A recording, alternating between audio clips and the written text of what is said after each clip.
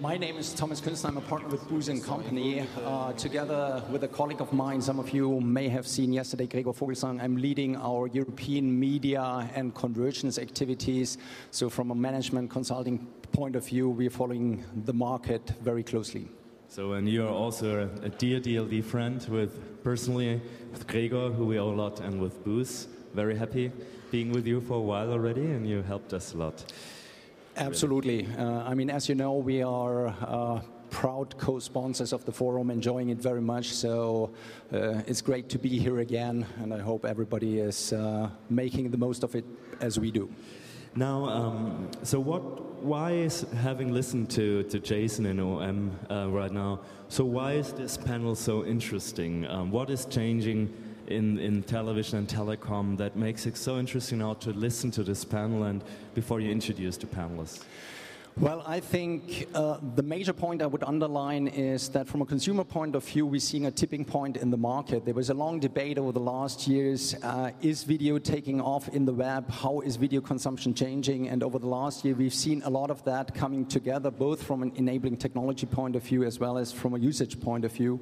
And so I think it's exactly the right time where the market is redefining itself. And this is what the panel is hopefully getting some clearance around. Okay, floor is to you. Introduce your panelists. Thank you. Thank you very much. Thank you very much, Marcel. Just before I'm gonna introduce this very distinguished group of panelists which we have compiled together today, and as you've seen in the program, I think it's a very impressive combination of both web pioneers who have shaped the market so far, but more importantly, some of the makers and shakers who are going to drive the market with their decision and therefore foresight going forward. Before we go into it, just a couple of thoughts, a couple of observations around the market development I would like to share with you to frame the discussion we're going to have in a minute. As I said, looking at 2009, we see it really as a defining year in terms of broadband development, broadband technology penetrated households in most markets at mass market level. That's true for the Western economies, with the emerging markets picking up very quickly. From a consumer point of view, I think you can argue that most of the technology components are there or almost there. So the big question is, what are the consumers actually doing with it? And there, I think the most profound change has happened over the last year in terms of consumer habits. The way TV and video is consumed has changed in a very profound way, not only on the web, but also in traditional TV delivery systems. Just looking at a couple of numbers from Comscore, if you look at video usage on the web, over the last couple of months, it accumulates to 30 billion streams a month, 180 videos per users, which is clearly stating the point that video moved mainstream in terms of web usage. And also, despite the fact that a lot of these videos are still very small, if you look at Hulu's numbers, and you just heard it on the last panel, 1 billion streams a month there clearly indicates that there is also a very significant shift in demand in terms of long format usage. So overall, despite the fact that in terms of, if you put that into perspective to overall TV usage, that it's still a fairly small number in terms of minutes used per consumer, we are truly convinced that this is a tipping point in terms of consumer behavior with very significant impact on the market. So the good news, the eyeballs are there. Question is, what about the dollars? I would argue also good news in the sense that the markets are growing, but much less profound. If you want to see the glass half full, consumers have started to open their wallets, as have advertisers. In most developed markets, the rule of thumb is that there is $2 of advertising money for every dollar spent by a consumer on online video. So the market is out there, but again, in perspective, it's still a very marginal niche in terms of commercial opportunity. And so it's not surprising that Jeff Zucker, the CEO of NBC Universal recently warned the industry not to exchange analog dollars for digital pennies, and I think for some of the DLD regular, this may sound somewhat familiar. How do the industry players capitalize or protect themselves against these trends? And I think this is the core of the discussion we're going to have in the panel. I think the key point I would want to make here, it's a profound difference to many other media segments in the sense that most players, traditional and new, are taking a much more proactive stance and are less risk-averse than we've seen in other parts of the media market. So whether it's BBC with the iPlayer as a traditional broadcaster, or more recently Comcast with TV everywhere, a potential redefinition of the industry model, but also the new players like the Hulus, the YouTubes, of course, but also Amazon, Netflix are really gaining market share and impact on the market. So where does it leave us? In terms of consumer fragmentation, what we've seen over the last 10 years, it's not going to stop. Quite on the contrary, we expect that to increase in speed. The consumers will be increasingly demanding in terms of feature they expect, in terms of their video experience. The cannibalization of platforms so far has not taken place in a big way, but I think that is very dangerous to take that for granted. Glenn Britt, the CEO of Time Warner Cable, recently announced on a conference that they see the first generation of cord cutters, i.e. consumers who only subscribe to broadband service as opposed to video service, because they think that's all they need in terms of their video consumption need. The market in Euro is growing, but it will be at a much slower pace than the consumption. The next generation networks in terms of speed are being rolled out in many markets. The question here is really how much demand in terms of dollars will be out against it. The business models still unclear but being defined. And there's no question that from a competitive dynamics point of view, the place is already getting very much overcrowded. So in a nutshell, some indications where the markets are going, but still a lot of open questions, and this is what we're here to debate for. And having said that, I would like to introduce my co-panelists, starting right besides me with Thomas Aidan Curran, the software CTO, Chief Technology Officer for Products and Innovation at Deutsche Telekom. Before that, couple of steps as a serial entrepreneur, as I learned. I hope that's nothing dangerous. And he was also active as CIO of Bertelsmann, so knowing the media side of the business as well. Next to him, Paul Sagan, President and CEO of Akamai. Since 2005, Akamai, the leading CDN player. Again, I think a true web veteran, acting as senior advisor to the World Economic Forum. Before that, editor of new media at Time Inc. And if you skip through the CVs, co-founder of both Roadrunner and Pathfinder. I think both pretty much defining projects in terms of industry development. Next to him, welcome Richard Kang, the Executive Vice President, Strategy and Business Development for MTV Networks at Viacom. Former experience also in the market, interactive cooperation, and as an iBank has a very clear analytical view on the development. And last not least, Ariel Yarnitsky, CEO of Speedbit. And you're going to learn about that in case you're not familiar with Speedbit in a second. Past also at ICQ, pioneering instant messenger, so I think a true pioneer in terms of social media. So very interesting group, and we have a couple of opening statements. Ariel is going to show us a small video, but maybe you want to say a couple of words to introduce it. Hi everybody, my name is Ariel Yarnitsky, I'm the CEO of Speedbit. Speedbit is one of the very fast-growing internet companies with over 100,000 new installs per day. We do this organically, all viral growth, no paying for distribution. And what we do is accelerate videos and accelerate data delivery in general. And we do that and to eliminate those annoying video buffering effects. We all know when we go to YouTube and watch a high-definition video, and suddenly the picture freezes, and we have to wait for it to cache a little bit and then go again, and then it freezes again. We're all aware of this, and this is exactly what we do. We solve those things. I can tell you that we do that, but I prefer to show you a third-party expert who did a review of the product, and you'll see it in a moment. Hey, this is Dave Kaminsky of Web Video University, and today we're going to take a look at Speedbit Video Accelerator. What is it? Well, it's software that you download and install on your computer. It works on Windows or Mac, and what it basically does is it helps to eliminate video playback issues, specifically buffering issues, where you start to play a video and then it stops and you have to wait while it buffers and then it plays some more. And it does this regardless of your internet connection speed. How does it do this?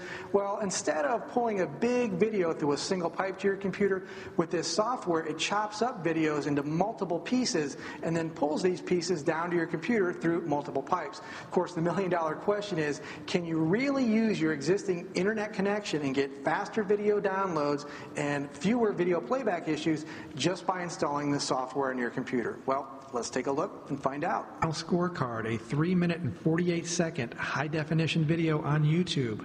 Without Speedbit Video Accelerator, that video took 5 minutes and 3 seconds to download and had 25 buffers. The same video with Speedbit Video Accelerator turned on downloaded in 1 minute and 31 seconds and only had one very quick buffer.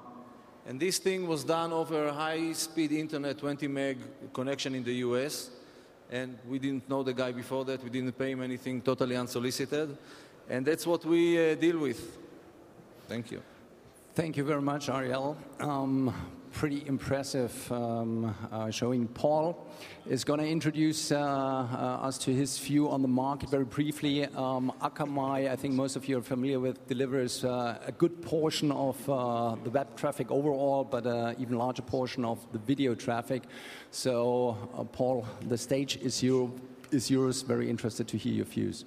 Thank you. It's a pleasure to be here. Good afternoon, everybody. I have a couple of slides, if we could bring those up. Akamai is probably the best-known ingredient brand in the Internet, delivering about 20% of all web traffic worldwide. We respond to now 500 billion web requests every day for content, and we've become convinced that after 10 years of doing this, we've all reached the tipping point for HD online.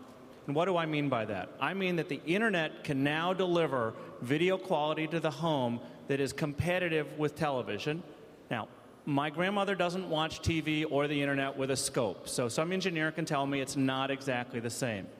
But fundamentally, we can now deliver a TV quality picture, 780p signal or better, with full interactivity. So you get television quality, but all the convenience of the Internet. And we've reached that point in just the last couple of years, and that changes everything, because it means we go from a dial-up Internet to a slow broadband to full television functionality. And for all the disruption that we've had in other media before, print, newspapers and magazines, and music, the biggest revolution now comes with video. And I'll show you just a few things. The first key blocker out there was last-mile connectivity. So if you look at what's happened over the last 5 years in the 3 major geographies in the world, we've gone from a world where you could not do TV quality video, so you can't do that at 500 kilobits per second, to the average home in the US now has 4 megabits per second. You can now do TV quality to the average home in North America. The same thing has happened in the same time frame in the last 5 years across Europe. You've gone from basically a narrowband world to a TV quality world on average in Western Europe. Same thing in Asia, even more dramatic increase. So the first blocker is that how big is the straw into the home? You can't drink a shake or a bubble tea through a tiny straw. Well, that's gone. And all the other blockers have now gone as well. And the most exciting thing, and it really goes to your introduction, is for all of our excitement, and at DLD we're all excited about the Internet, and we're all excited about video on the web, there is no video in the home on the web today, basically. 1% share is video in the home. Right? Everything else is still old-fashioned TV, satellite or cable, and it works great. So the most encouraging thing is this is what's going to change because we've hit this tipping point. We're going to have doubling and doubling again, which is a gigantic business opportunity for all of us as video goes from traditional delivery to IP-based. And so this tiny share that's gotten us so excited over the last 5 years is about to change over the next 5. So if you think about the blockers that are there, there are really seven that have kept us from postage stamp video to TV. The first is last mile connectivity. That blocker is gone. The next is connected device adoption. Most people don't want lots of set-top boxes or funny wires in the room. Now you have 50 million gaming consoles that are internet connected to the TV. We have Wi-Fi TV, we have Apple TV, so that problem is now disappearing. There is HD content available. People are making on-demand and live content at HD bit rates available more and more.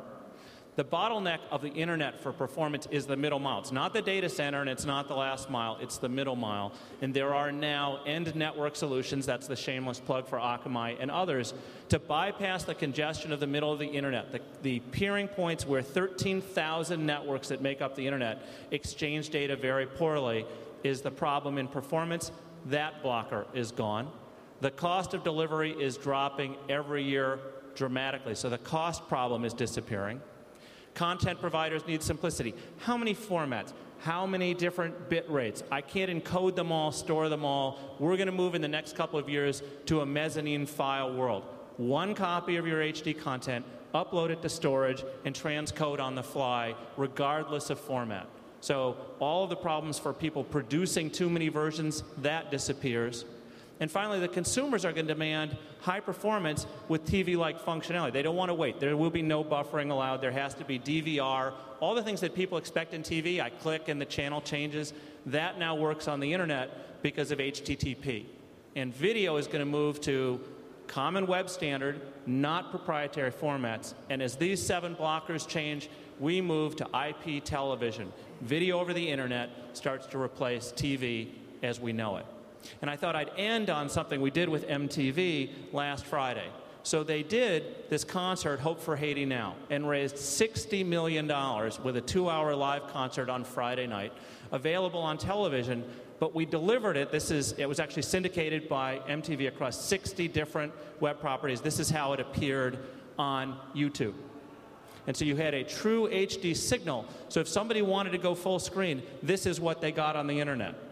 And regardless of when they joined, they got instant DVR. The entire concert was available on demand as it was going on. They could click anywhere on the bar across the bottom, and with no buffering and no latency, it automatically seeks like television. And it played like TV, so you could project it on a screen like this, and it looked like your TV. And we delivered this stunningly to 1 million streams, close to 200,000 simultaneous streams, the majority at 1.5 megabits a second and above.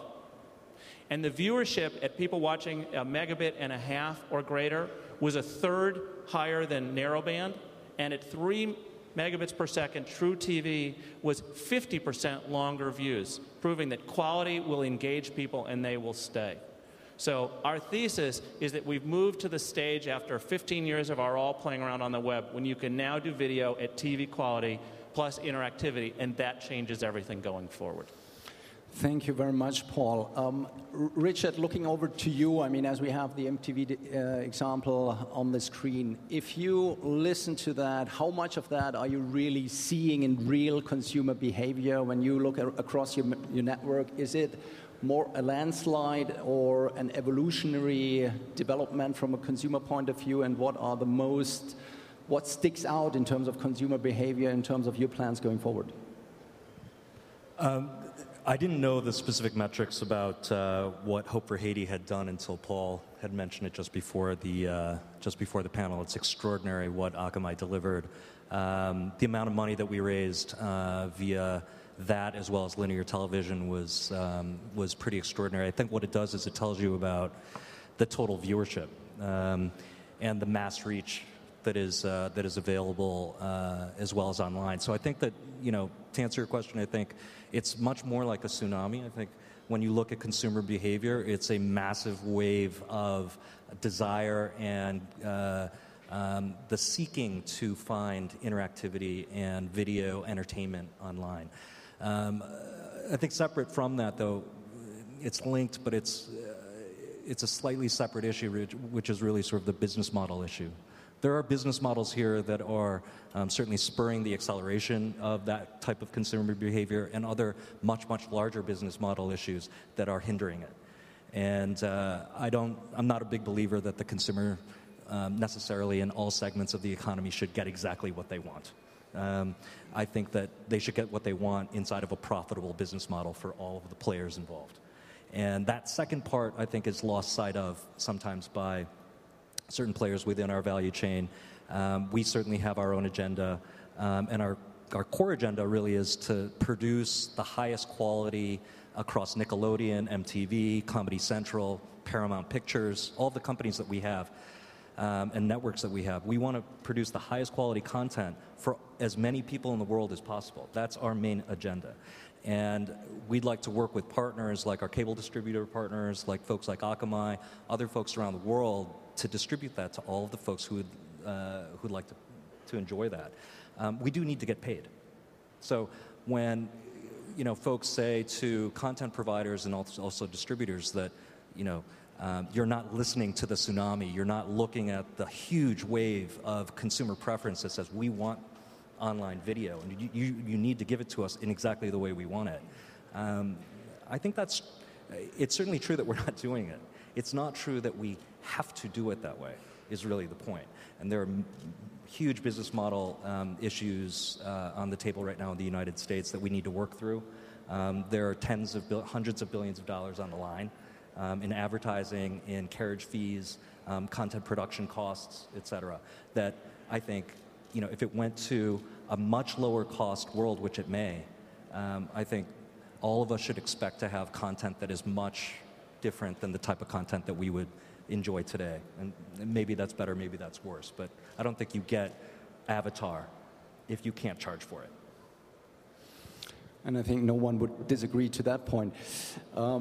We just heard from Paul that the world is going to an IP delivery model. Deutsche Telekom is certainly here, but not only in Germany, one of the major players driving that across Europe. Thomas, I think it's fair to say that with the launch of the entertainment platform, which is the IPTV platform of Deutsche Telekom, there was a lot of experience to be gained in terms of what to do, what works, what doesn't work. Could you give us a little background, and maybe also taking it from a consumer point of view, what are your lessons learned? What is driving consumer uptake of IPTV? Is it the tipping point? Do you see the same tipping point we are discussing at the panel right now? Thank you and welcome everyone. I think we've had quite a good introduction from a sort of consumer standpoint, what's going on in the networks today, and also from a sort of infrastructure standpoint. So let me add a few things that are important from a traditional telco carrier standpoint. One, we obviously do the heavy lifting.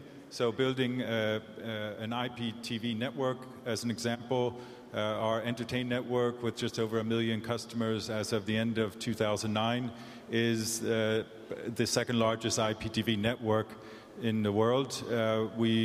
Of course, I look at some of this and I think, yes, there are some very appealing customer propositions that we have in building television over IP, and I think this is an absolute trend that will continue with the content side. I can say MTV is a good partner of ours in the HD area, and SD, Akamai anyway, and we're always looking at new technologies to increase the performance in the network. But still, even having said all that, it all comes down to the experience for the customer. And I think this is the tipping point that we're seeing is that IPTV and in general IP video products are getting to the point where consumers can interchange them with traditional linear television. I think if we look at the UK market, especially iPlayer, if we look at what's going on in most of Europe with playback television over the internet, we not only know that this is a serious market that will affect broadly our capability to deliver what customers want. And I think this is something that we have to be very careful about as a telco. And of course, that's where we're spending a lot of time and money on optimizing the networks, doing the heavy lifting, making sure that people have the right infrastructure at home. But more than anything else, combining this with our Entertain platform, which is, as the name says, I think very entertaining from a consumer standpoint. Keep in mind, Deutsche Telekom also has a very large mobile network. We deliver mobile television in most European countries, also soon in the US. And of course, over-the-top products as well as dedicated PC client products. So we're in essentially all significant IP markets. I can only reinforce what my colleagues have already said here. You know, this will not happen without business models. And obviously, the amount of money we're investing on getting a signal to everyone at the right level of performance is a significant challenge, not only in technology, but also in finance. And I hope we can get there. Thank you very much. Ariel, I want to talk about business models also with you in a minute. Before I turn over just to you, I want to open the panel for questions. So in case anybody wants to direct questions to one of the panelists or the panel as such, please just show me your hand.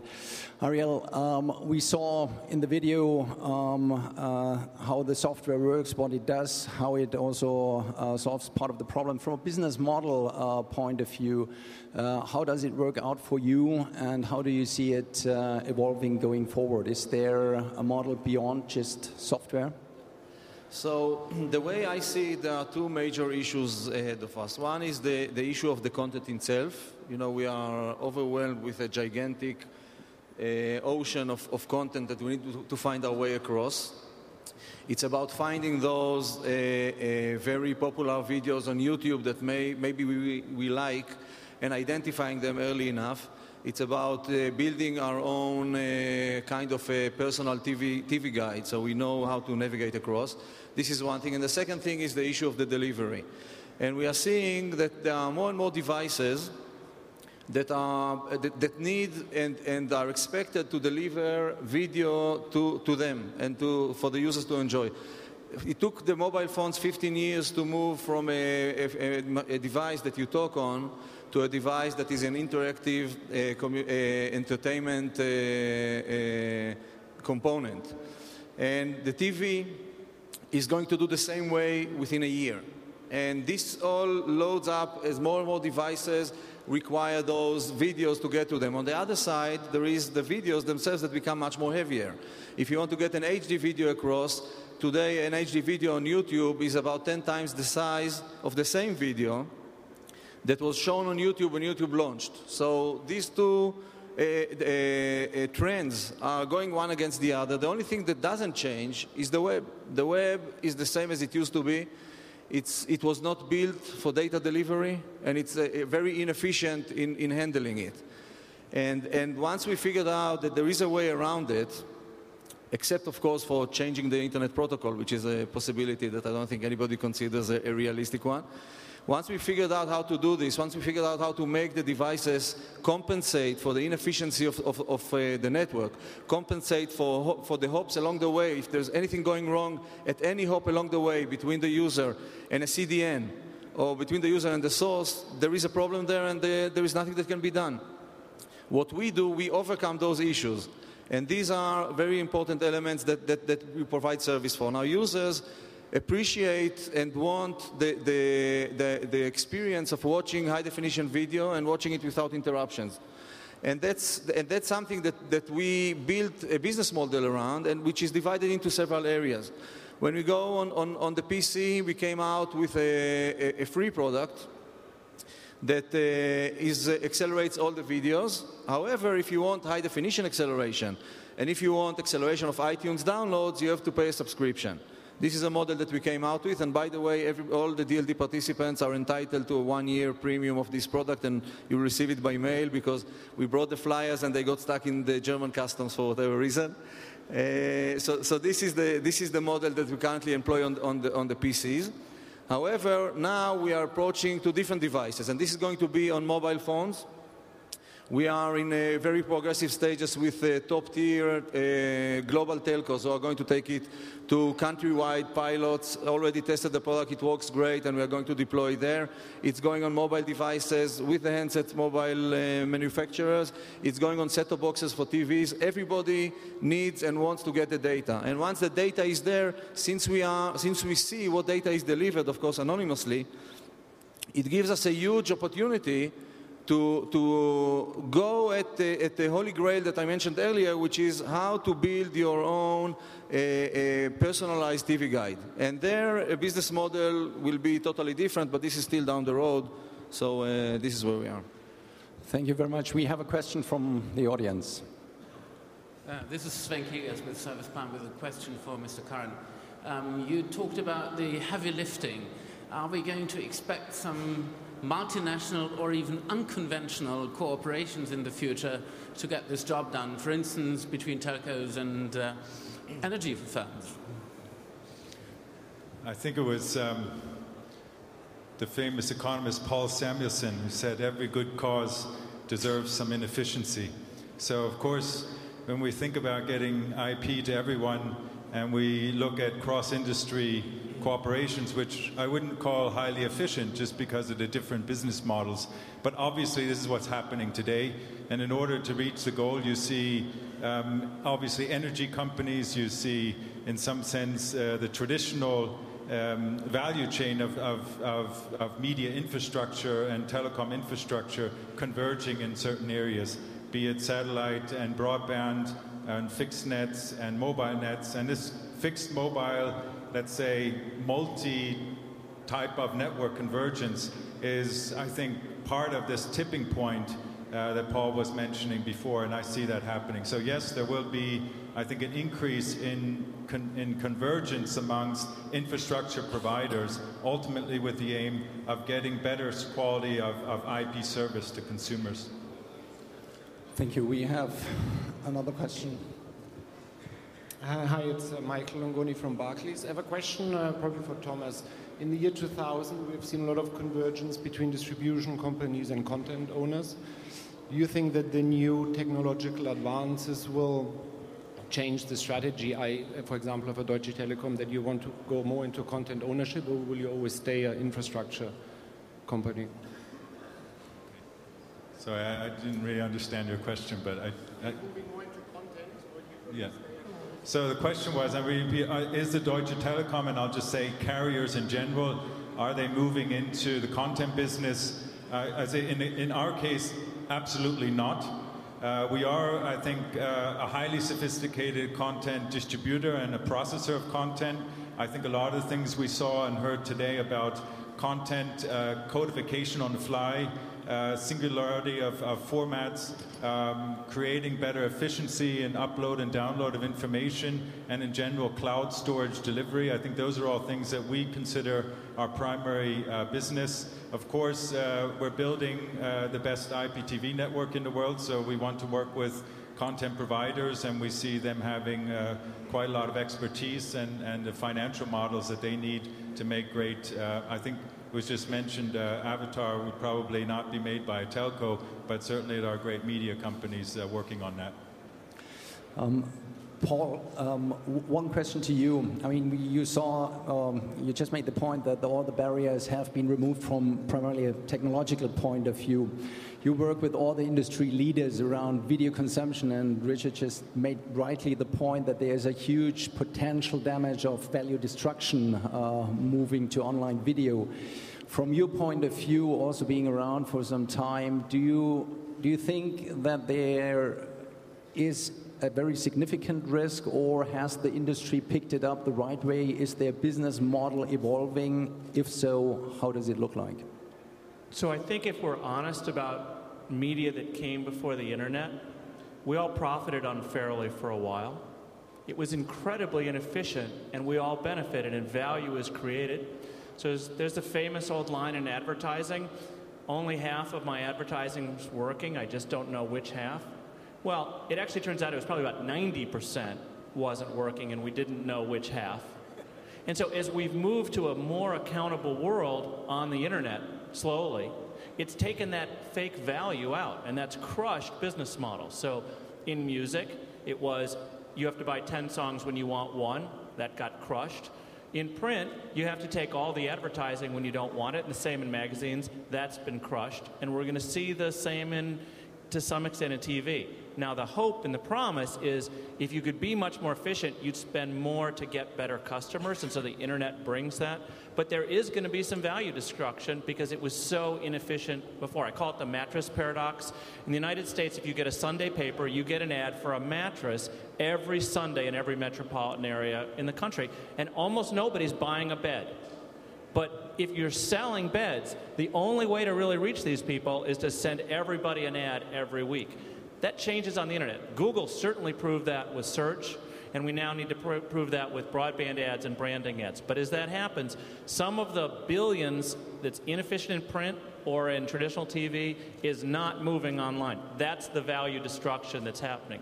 Now, on the other side, there's huge value creation because the consumers are still there with money to spend, wanting to be entertained, wanting to play games, wanting to watch movies, willing to pay for music, as we've seen, when the value equation is fair. So I think what will happen is there will be transference of wealth. There will be players who make it and players who don't, and those who don't will say value got destroyed, and those who find models that work, MTV is a great example of finding IP value and web value, will do really, really well. So the risk is not making the journey successfully, and some are not going to make it, and we've already seen that. And for others, there will be wealth beyond anything they had before. And in some cases, there are whole new models. Obviously, Google's the best example of incredible wealth created in a media business. It's an ad business. And so you've got wealth that shifts and wealth that disappears. And the question is, who's going to have it on the other side? Richard, looking at wealth destruction, the broadcasters potentially are the big losers of that equation. We just heard it's about making the transition work for you. From your point of view, what are the key differences also in terms of business models that need to change going forward to be around essentially in 10 years from now? Specifically as a collection of cable networks? Well, you know, our business models are clearly tied part and parcel to our distributors. And so about a third of our revenue, and almost all of that is profit, comes from Comcast, Time Warner Cable, Cox, Cablevision, et cetera. It is very different internationally, but in the United States, the vast majority of our economics are defined by two-thirds advertising, about a third of it is affiliate fees. And, you know, I think the big question for us is what's going to happen to the ad market, in part of a lot of what Paul was just talking about. I think that the vulnerability there, and the reason why it's moving like molasses, is that you have these massive currencies that come out of places like Nielsen. It's not so simple to, you know, you need massive marketplaces to be able to conform on a relative basis to one another for performance. And so on a player-by-player basis, you can't exit that game when you're trying to make the type of money at the scale that we're making and other of our peers.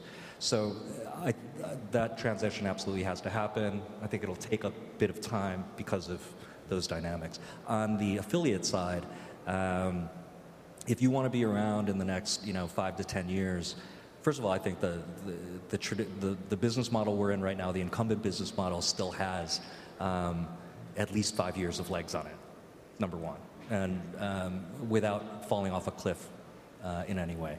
But I do think that, getting back to kind of what everyone's been saying on the panel, the key is to really recognize where consumer usage is going, where technology innovation is happening, not so much at the edge anymore. I mean, what we did together for Hope for Haiti is a great example of that this is now going to very rapidly become mainstream, high-quality delivery.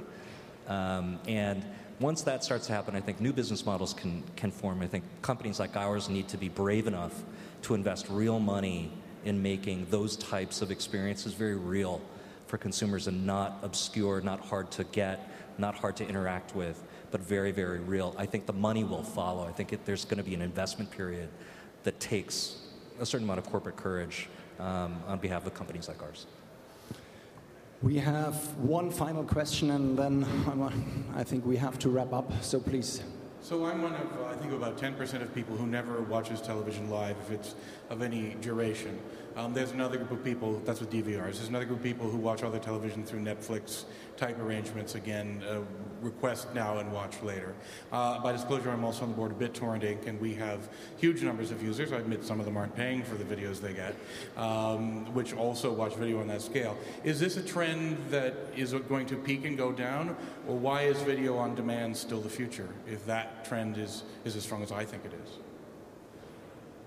Well, there's most compelling content is not live. You've got sports and you've got concerts, and then you've got this gigantic archive of stuff that people need to discover, as Ariel mentioned. So most of it will be on demand outside of appointment TV, but appointment TV is no longer 10 p.m. on Thursday because you can, as you said, DVR it. So the only thing that's appointment TV now is live stuff. So sports, concerts, and breaking news, and everything else can be on a on-demand basis. You know, what I meant was, well, I'll let you. Time out, so thank you very much for joining the discussion. Thank you very much for staying in.